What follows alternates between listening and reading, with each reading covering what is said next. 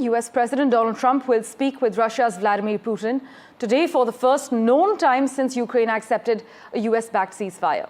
Now, Trump is actually looking to get Putin on board with a 30-day truce, but the US and its G7 allies aimed to ratchet up the pressure on the Kremlin just last week by threatening to expand sanctions and also use frozen Russian assets to support Kyiv.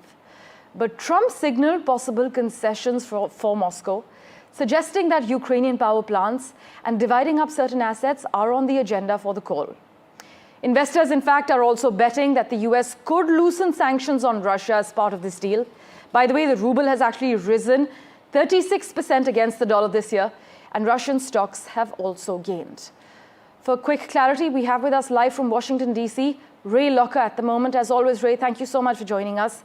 Now, while Donald Trump sees this call with Putin as a chance to actually bring an end to the war in Ukraine, do you agree that it also carries risks, both for the US and its allies? Oh, major risks. I mean, first of all, Trump's record on Putin is not at all comforting, particularly if you're Ukraine. I mean, he has made concessions time and again to whatever Putin seems to want. And a lot of times when he talks to Putin, he doesn't have anybody with him. So you don't know what they're talking about. We're not going to get an official readout from this call, or at least we haven't in the past.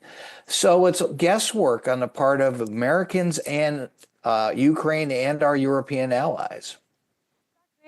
You've highlighted that Trump's record on Putin is not comforting. This is something many analysts echo as well. Former diplomats and US officials who've dealt with Russia say their expectations are low. But many close observers of Russia say that language is a sign Putin is actually not in a rush to sign this agreement, and that what he really wants is to change broader European security arrangements.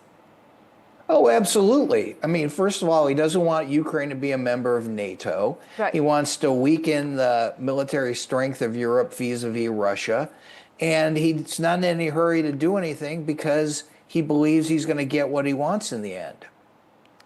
Well, let's see how this plays out and whether there's an official word from the White House on the exact details of this call. But as always, Ray, we'll revert to you for regular updates. Thanks.